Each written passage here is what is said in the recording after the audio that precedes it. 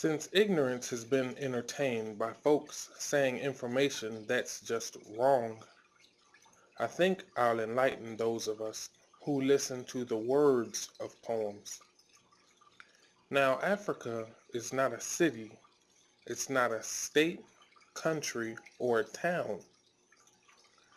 Africa is a continent in which region your ancestors' roots are to be found. Why is an Asian born in America still an Asian? I'll give you a hint. European American, Caucasian.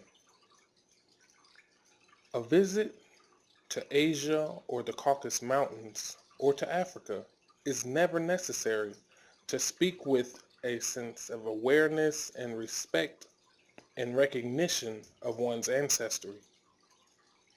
Egyptology is consistently turning Europeans into Negroes and Africans into colors. They have discovered the red people, black people, they even found some tan people, and others. When ignorance wins, we go from African back to black, before which we were colored. Technically speaking, if you add white to the deepest, darkest brown, you will soon approach tan.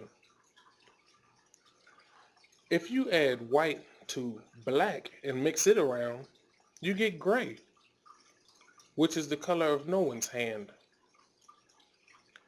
I don't know who started this stuff about me being colored, black, slave, or a nigger, but the same one who told you I was a slave and a nigger also colored me black, I figure. While efforts are underway to remove Egypt from Africa and Africans from their Egyptian past, many of us throughout Pan-Africa and inside Africa are trying to remove ourselves from our African folk just as fast. Meanwhile, the void is being filled by European Americans trying to get it while it lasts. And though the bailout of Africa scam does its magic on a few media hoarding blacks, the sincere among the African Americans stand firm upon the facts. We've been getting pulled from Africa for over 400 years. What we can't manage to communicate is that Africa is in each and every tier. From the first month of that enslavement to this very second that I stand right here. In other words, Africa is not where I stand, it's who I am. If that's not clear enough, then I am African. Regardless of where I stand, I am African. On African American soil or Afro-Brazilian sand, I am African. Y'all can have black man. Think about these next two sentences very carefully. At what point is your mother's mom no longer your grandma? If someone kidnaps your father's grandchild, does that child still have a grandpa? The kidnapper then teaches the child to look at his past with hate. So a lack of pride in Africa by its children, inside and out, is usually at the heart of this debate. The European media teaches this condescending view, and from that dish some have ate. It even appears that quite a few have swallowed the teacher's entire plate, and with it a hand, wedding band, hair, eyes, nose, thus spirit too. So your perception is now tainted with a permanently condescending view of the Africans who didn't share your fate.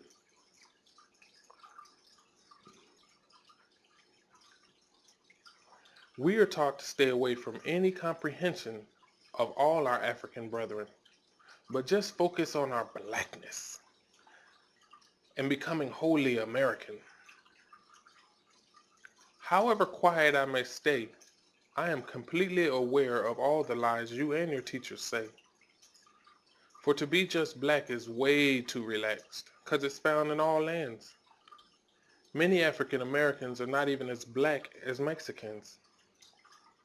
India has blacks, much darker than me and you. Plus Asia and Europe and others do too.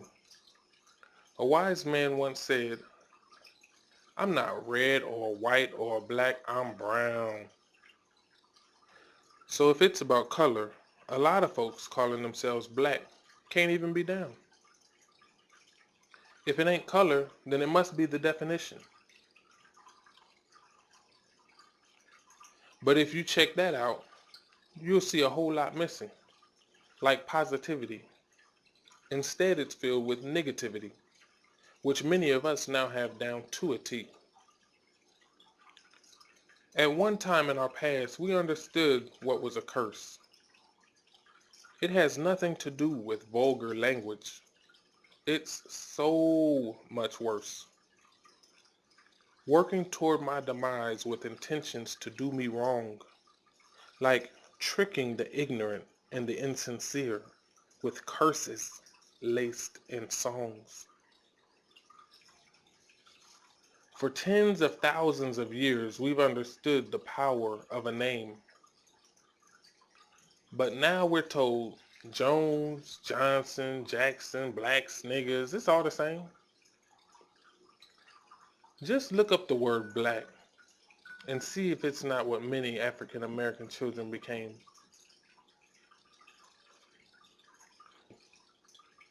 We once were able to identify a curse and the power of a name. Some of y'all went and looked it up. So now you know that black is negative while white is good and pure. Let's think about this. Black and proud. Are you sure?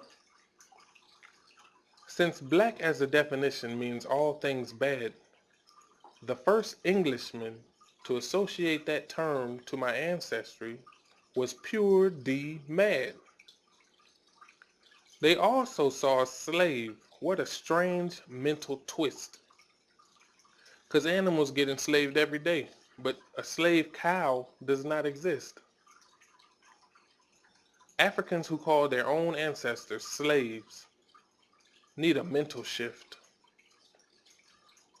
Me and my people have never been slaves. Though enslaved we have been. We've not been black, but we've always been from the African. Right now and way back then. Never attempt to remove me from my mother-loving kin. I am, and always will be, a pride-filled African. Now, if the definition is changed to all things positive, and only after that reflects the fact that Africa is where America's blacks once lived, and mentions how we navigated the earth, and doesn't try to use that enslavement to diminish our self-worth,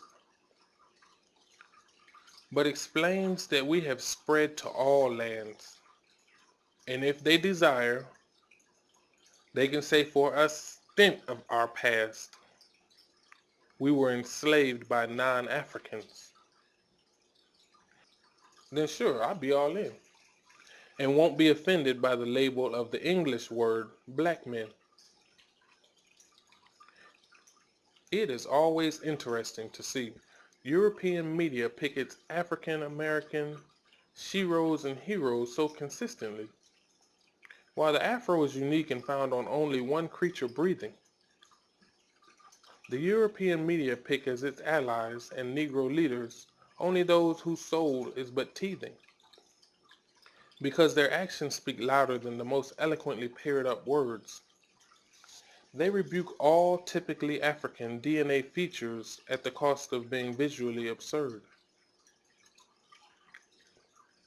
Now this ain't a problem, at least not for me, because I don't sacrifice my time on this earth worshiping the TV, which is a big reason why I think so freely. I'd rather sacrifice my time to the Creator and those obligated to the Creator, whom are my ancestors, even though that puts me at odds with the majority of my community. James Brown said it, "I'm black and proud to be," and others have fought for black equality. Both sound good but reveal crippled mental states. With both these two phrases, I just can't relate. No one struggles to move downward. So the struggler for equality believes themselves to be beneath. Equal treatment from the government was diluted into fighting for equality. Government tax dollars for Negro schools and businesses was diverted to diversity. Now many people learn the power of the media is not in telling folks what to think, but it is very powerful in guiding what you spend your time in this life thinking about. So this subtle change in agendas was intentional, no doubt. If you were meant to be equal, you would not be separated from mankind with your fro. You'd look like all the other humans you know. We alone are in this world, but not of it. And that is only a natural fact. No baptism, degree, or certificates will help anyone to change that. I have been separated from all mankind, and that degree of separation has nothing to do with my mind. It doesn't require you to believe or have faith or think that I've separated myself. The crown on my head is like no one else. Not on the insects, apes, wolves, or sheep. Not on birds or in the oceans, shallow or the deep. Come to think of it, the afro is on no other creature with feet. My hair is not a style, here today, gone in a little while. If the media pushed for changing the definition as seriously as media's permanent pressure for changing our hair, I would happily be black and proud. Somebody just let me know when we get there. With wisdom comes clarity, and more wisdom clarifies. So when you start from absolutely nothing and you add wisdom to that, change is fine. As long as a sincere soul is guiding the mind. To those who keep saying, we keep changing our name, I would suggest you keep your title of slave, which is the first American name from which this progress came.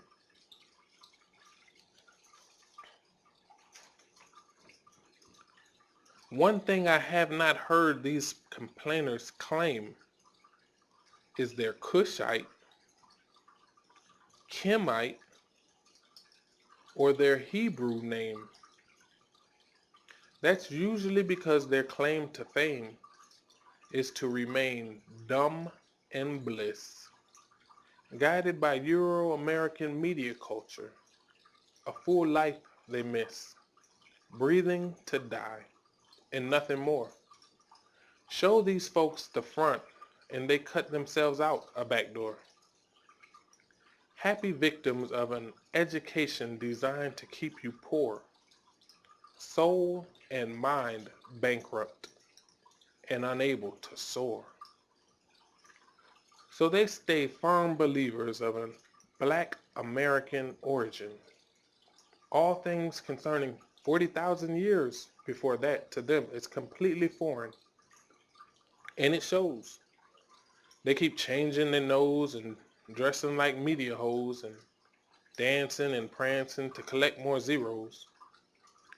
1,000, 10,000, 100,000 sold up the river, filled with greed, anger, and sex. Completely gassed, truth be told. Truly, black folks now, sexually motivated to reduce a sister's clothes. And she will raise children without teaching them to be guided by their soul. So they will kill their kinfolk or cut off their own blood circulation with a hose. All just so they can get high like they were originally supposed, before they lost track of the natural high gained from knowledge of self and consciousness of the soul. Now this is a lot to blame on a simple name change, but it's that African link to my past from which this entire poem came. Thank you, Africa, within me and out. Solar.